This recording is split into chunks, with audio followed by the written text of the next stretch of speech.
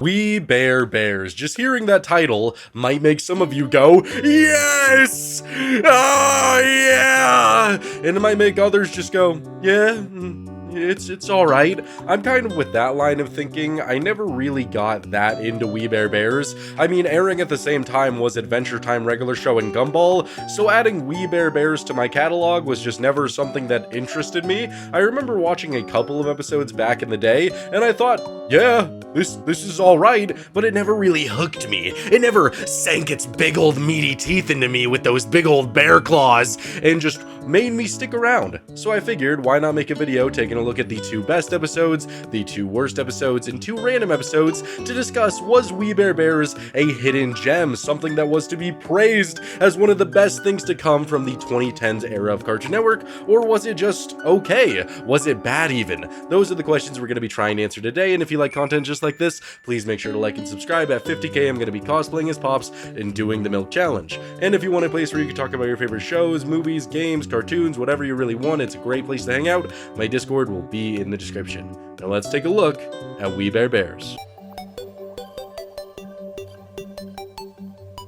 And starting us off with one of the best episodes in the series with a 9.5 on IMDb, we have the episode Yuri and the Bear. And don't get me wrong, I typically prefer cartoons that have me going I really do. I like cartoons that can make me laugh and make me enjoy myself, but when you could just tell a great story in 11 minutes, I gotta give credit where credit is due. This episode didn't need to make me laugh. Not every form of media needs to make me chuckle, but when you're telling just a great story, I appreciate that even more than comedy, especially when watching a cartoon, and this episode delivered on so many different fronts. It opens with Ice Bear, the little polar bear in the show, and it's his origin story, the origin story of the bear, and I'm assuming in Antarctica. No, it's probably Russia, judging by where he is. I don't know. Either way, he's in somewhere very cold. He's hunting, and he's being hunted down by polar bear poachers. They want to kill Ice Bear. Those damn bastards. They want to brutally hurt him. So he eventually stumbles upon this tent, and he just finds this stew, and he goes, oh, the aromas. And that is when Yuri walks in, our human character for this episode, and sees Ice Bear and is like, Snorat! And tries to brutally murder him with an axe, and that is when he runs away. But Yuri, being a kind soul, when Ice Bear comes back in and helps him with a little bandage, you know, because Yuri hurt his leg, he decides, okay, well, you know, if you pay for room and board, you work, you can stay. So Ice Bear's like, oh yes, except Ice Bear doesn't talk, but still, he's willing to put in the work to stay here. And I enjoy every single aspect of this montage that we get right after this, where it's just Ice Bear putting in the work, putting in the dues, in order to ensure that he could stay. And it actually feels like he's forming a bond with Yuri. He's learning how to cook up some salmon for Yuri. He's learning how to chop some wood. He even is given a tiny axe! A tiny axe! Yeah, so it's just pretty solid.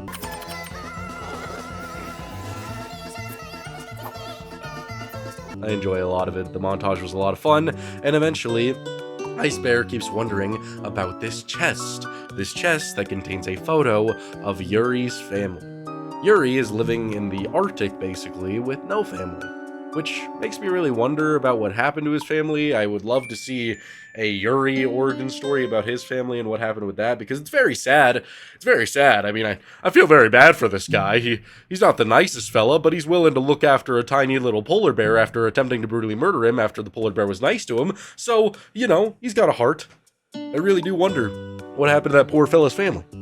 But either way, Ice Bear sees that in this photo, the little girl, his daughter, is holding a wooden horse. So, out of the kindness of Ice Bear's heart, he decides to wood carve a little wooden horse.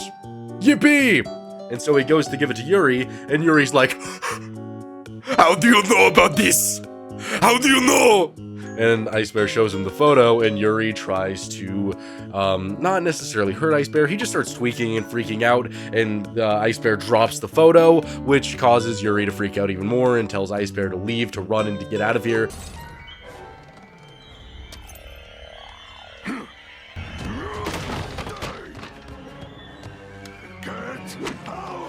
So he goes out of there, and that is when Ice Bear gets caught in a bear trap.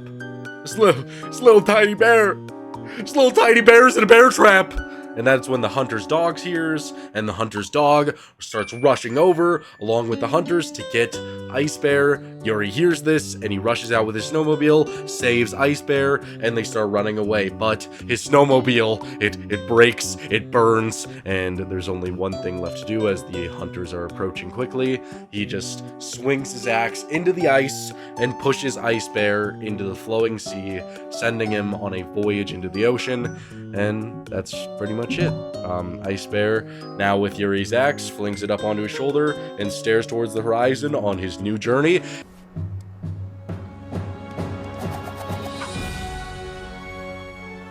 And it's honestly really sad, but also, like, kinda hype.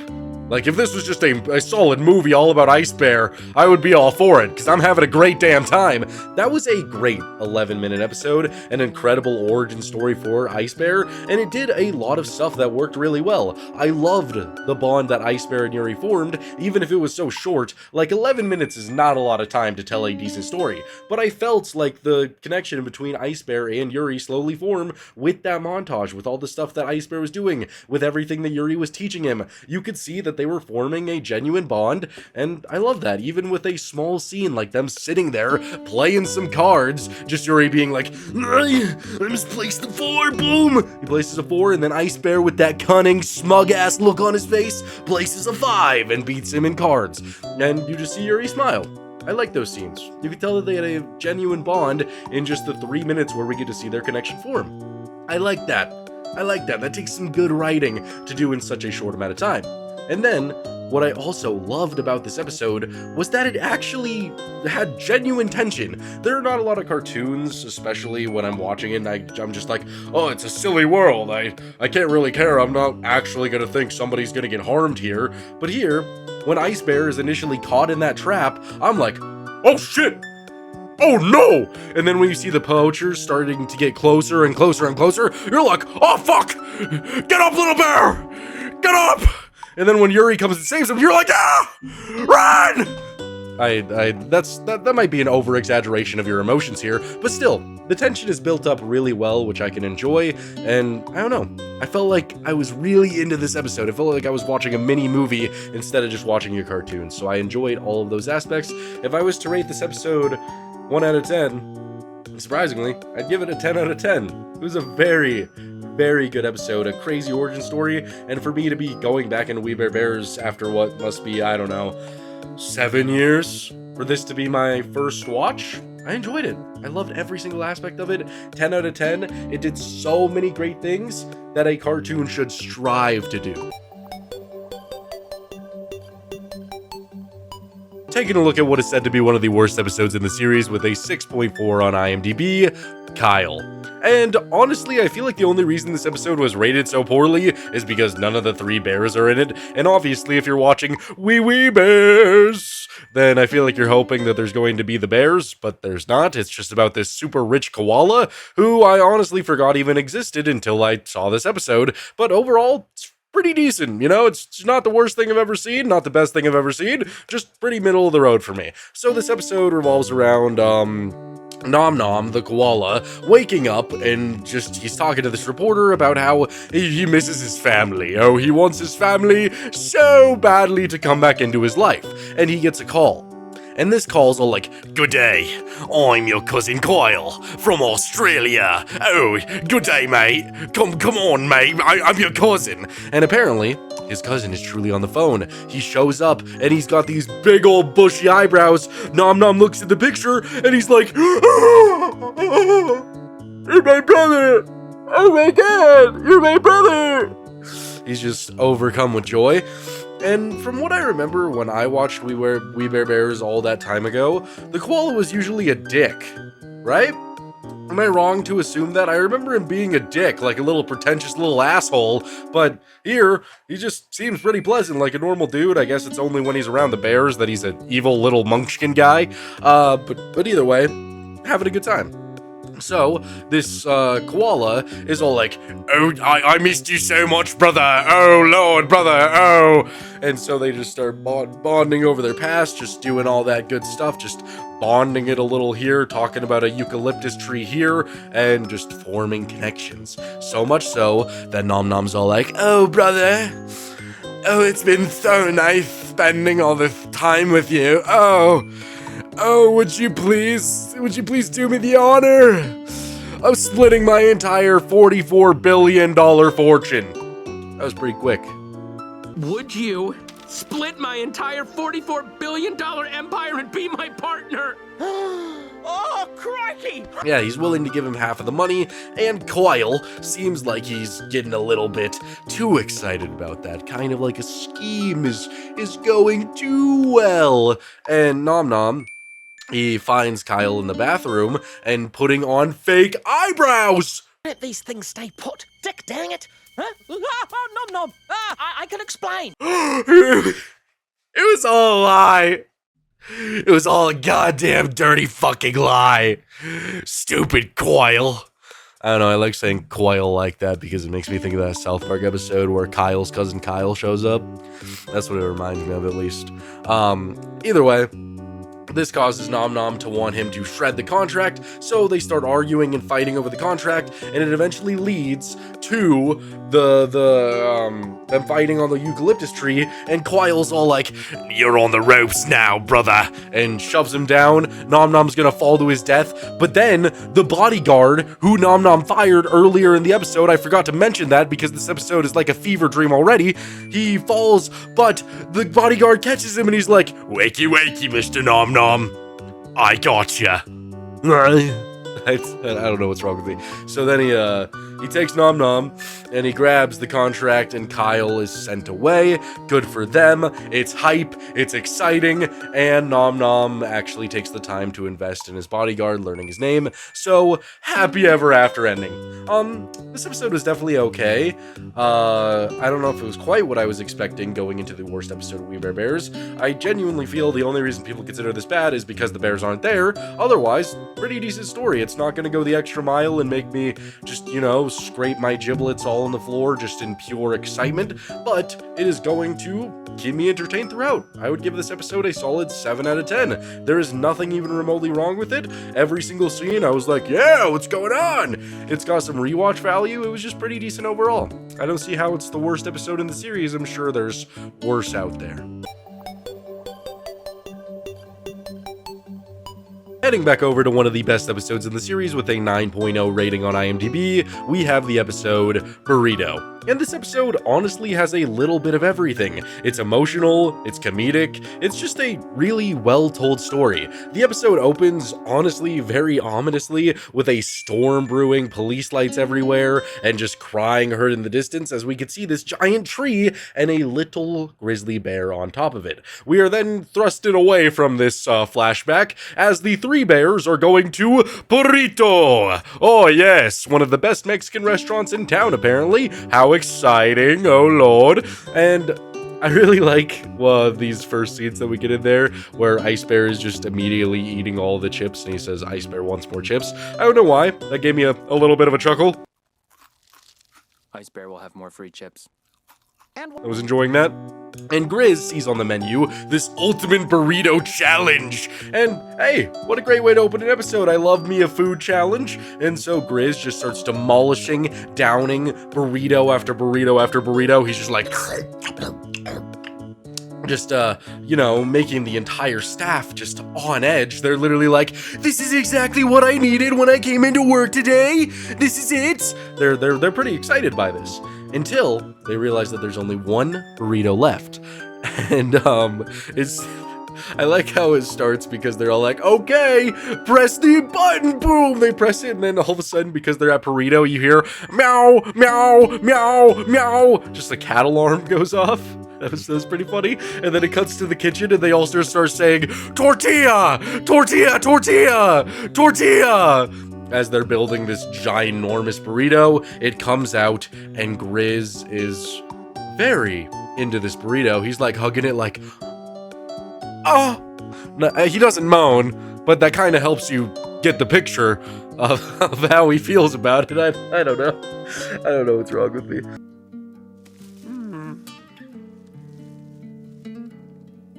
But he gets emotionally attached to the burrito. He takes it to the movies. We get this montage of him going around doing everything with this burrito. A little burrito date, a roller coaster with the burrito, just burritoing everywhere, pretty much.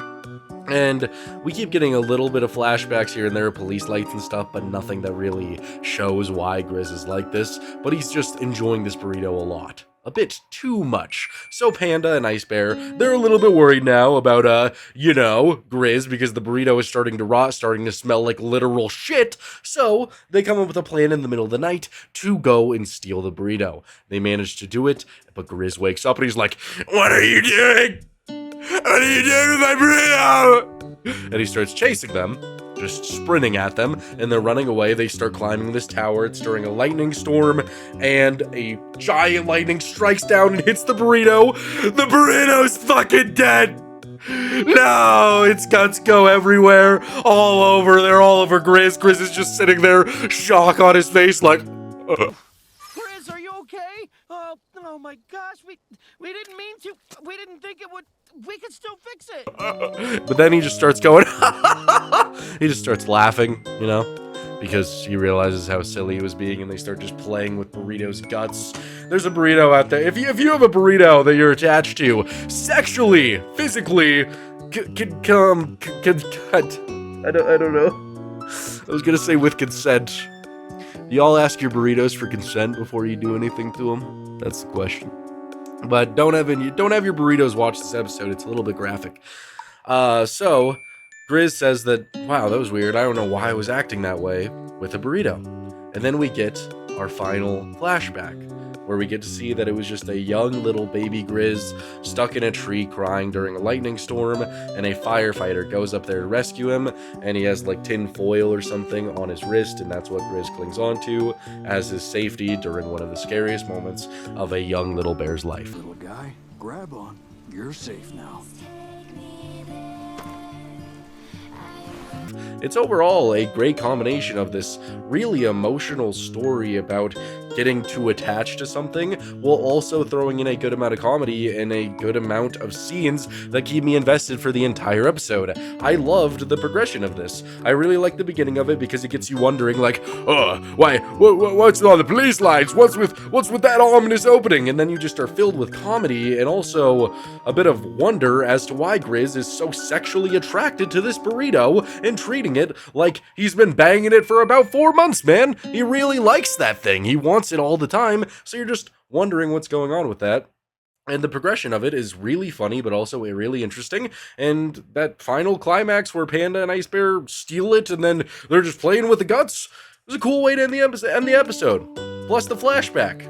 Just a great way to mix origin story with comedy with a good story. So yeah, I really enjoyed this one. I was honestly pretty surprised. If I was to rate this episode 1 out of 10, I would probably give it a solid, 9 out of 10. That was a really good story. I enjoyed it a lot. There wasn't a dull moment throughout the entire thing. Some of the comedy didn't really land for me when they were trying to do some of the jokes, but for most of it, really good stuff. Nothing even remotely bad about the episode. Told its story well, delivered some emotional beats, and made me laugh a couple of times. So overall, a good 9 out of 10 story.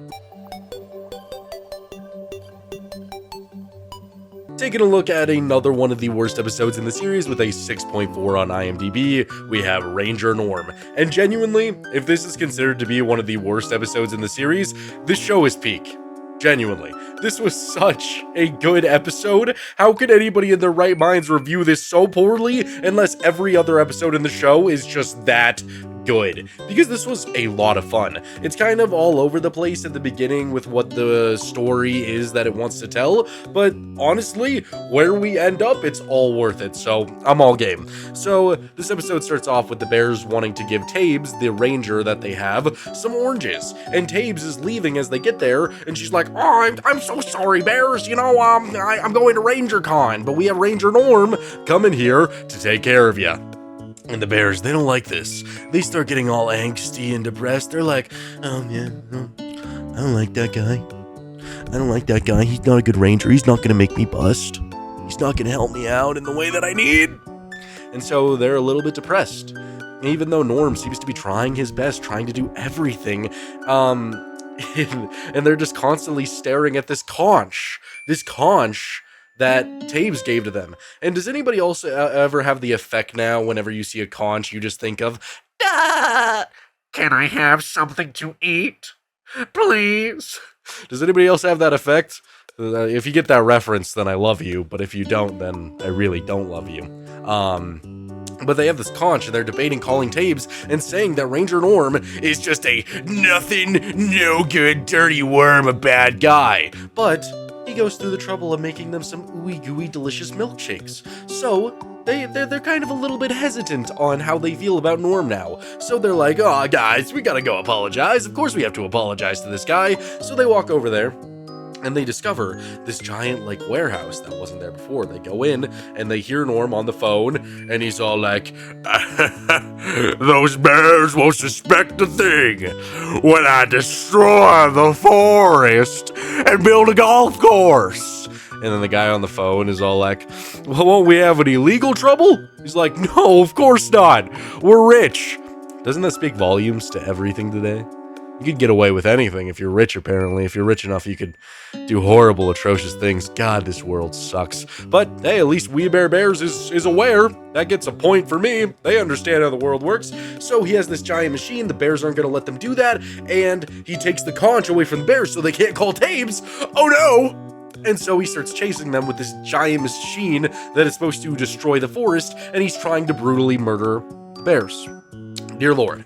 But thanks to Ice Bear sneaking up, he grabs the conch, flings it up into the air, Grizz catches it, and calls for Taves. And Taves is just, I don't know, Hulk, she-woman of incredible athletic ability, because she appears out of nowhere, catches this guy's giant putter, and starts beating him a little bit. Well, mainly beating the machine. And then she's like, Rangers! And a bunch of other Rangers show up, and they also start fighting. That was fun. The only scene that I really need to highlight from this entire experience, though, is there's this one Ranger who is just a little girl, but is inside of a kangaroo pouch. And the kangaroo is fucking jacked! He's huge! And he just starts beating it.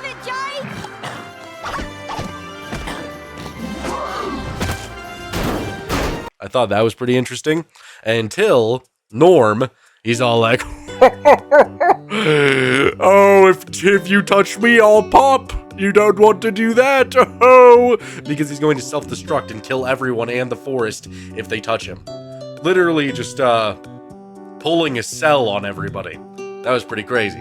Until Ice Bear uses a little putter, strikes it, boom, and nails him in the face with a golf ball. How poetic. The silly little golf guy got defeated by a silly little golf ball. Oh, isn't that poetic justice at its finest?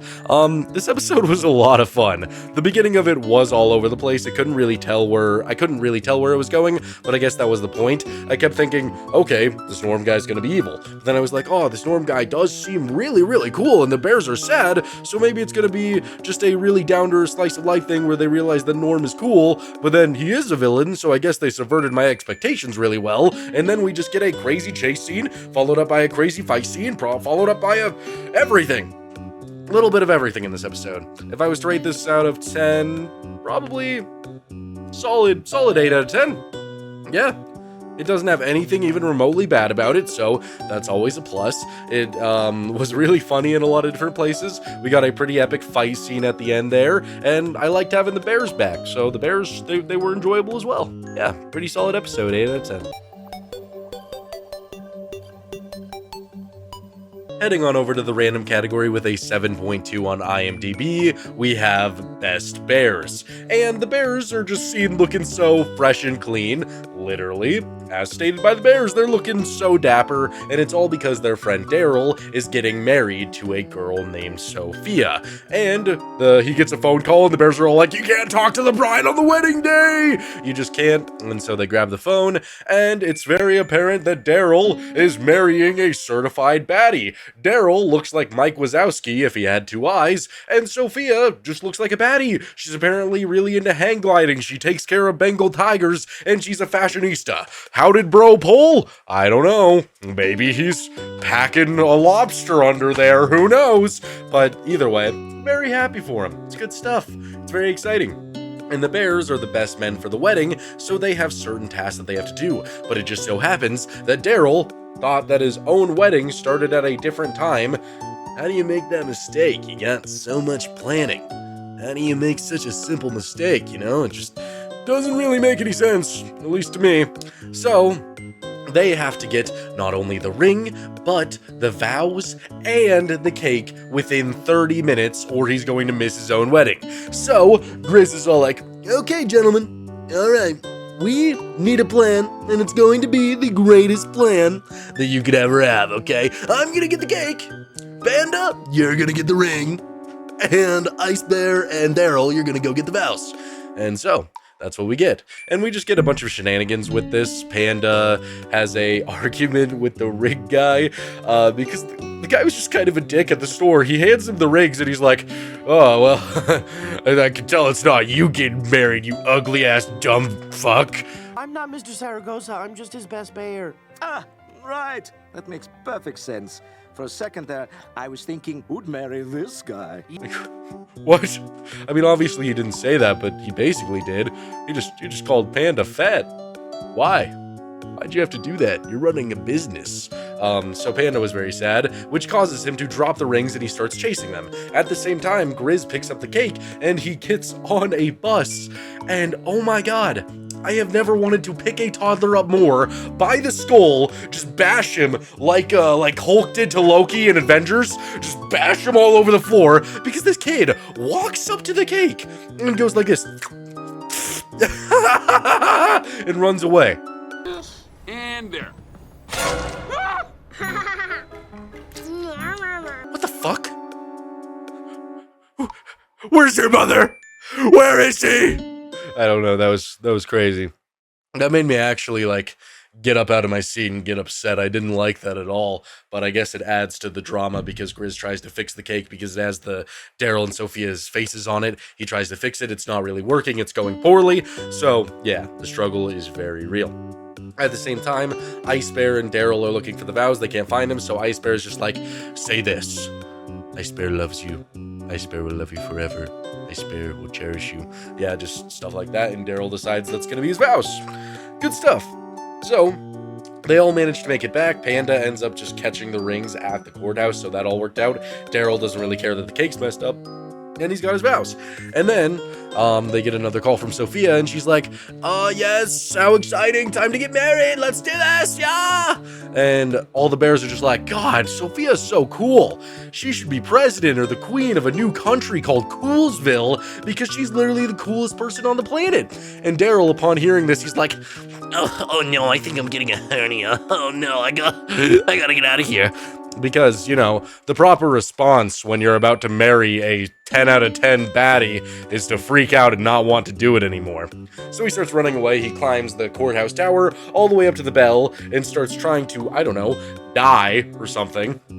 And Sophia, seeing this, she starts running up there, and the Bears, they're able to talk him into, you know, marrying Sophia, because they're like, oh, Daryl, even though you just live with your mom, and you work in a computer mouse store, you're so cool, Daryl! You're so cool! And Daryl's like, you know what, you're right. I am very cool. But the thing he's hanging onto breaks anyway, and Sophia shows up wearing a hang glider suit in her wedding dress, jumps out, saves him, boom shakalaka, they get married.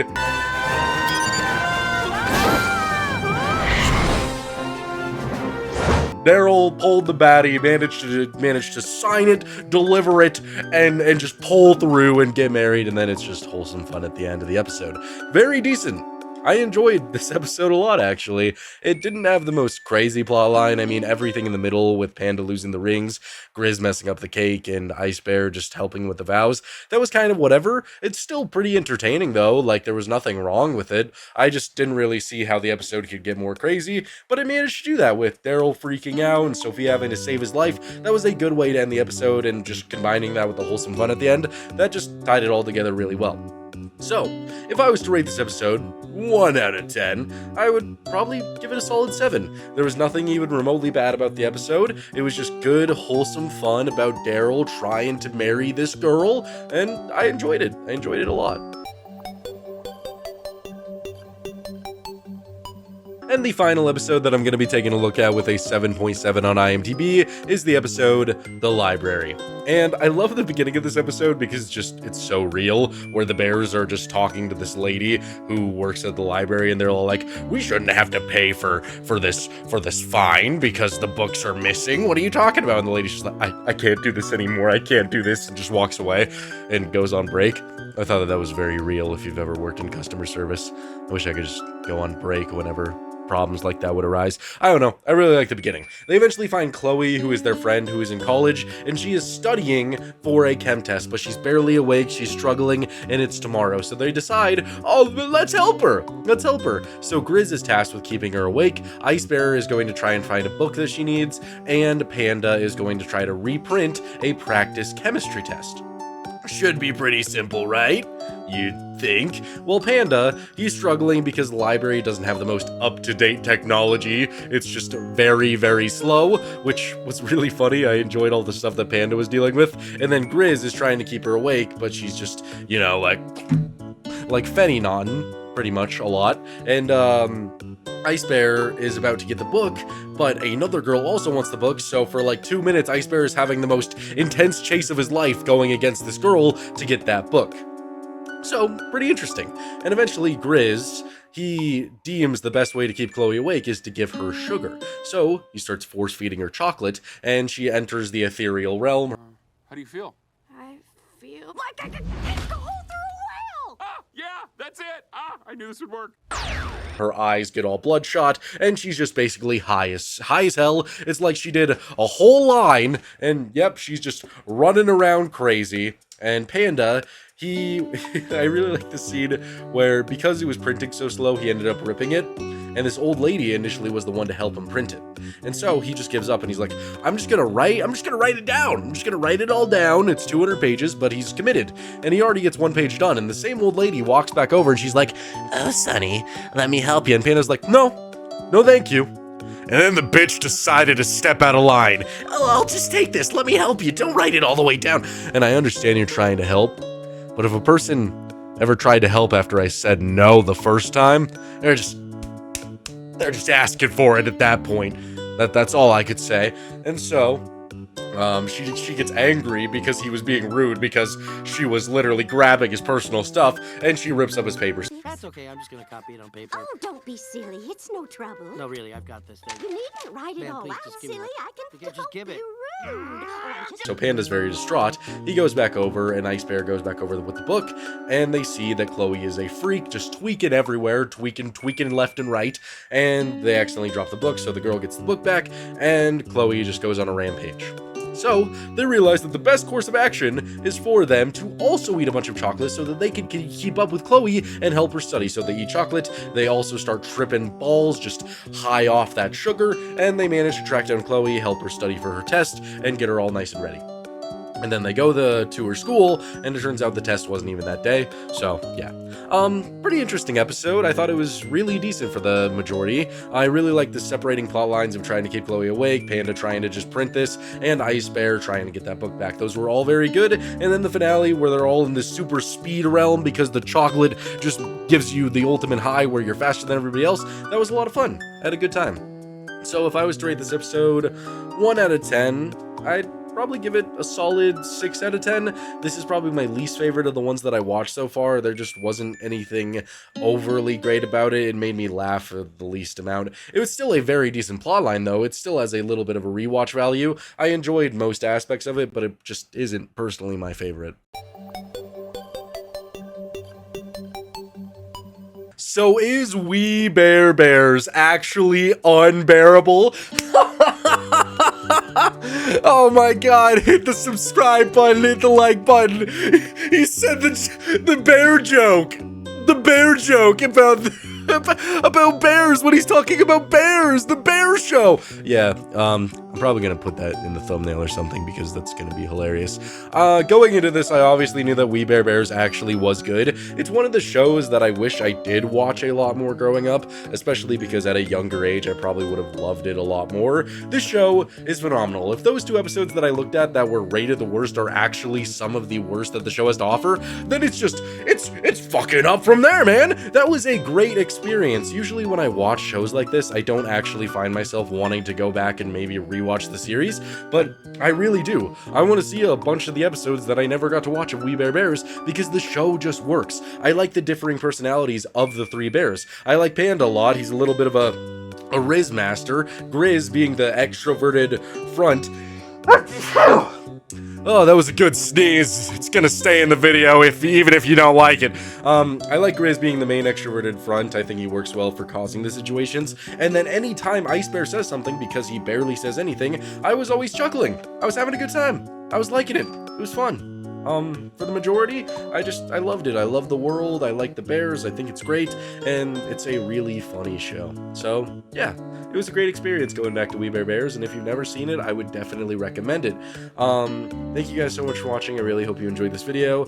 I have been sick, which is why I had to stop my beautiful, sweet, succulent streak of posting every single day, but I am trying my best to be the most consistent cartoon or movie or whatever I'm posting about person on the platform. I really want to just be consistent, but also giving you quality content every single day. That is my goal. So yeah, I really hope you've been enjoying, and I'm looking forward to bringing you more content about all these different cartoons, and as I move into movies as well, it's going to be a lot of fun. I got lots of good content coming on the way. I'm thinking the next video is going to be Penguins and Madagascar show.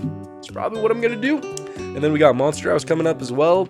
Lots of good shows. So yeah, I appreciate you all so much. Thank you so much for 33,333 subscribers. That is a third of the way to 100K, the ultimate goal. And I really appreciate you all. So yeah, this was a fun one. We'll see you guys in the next one.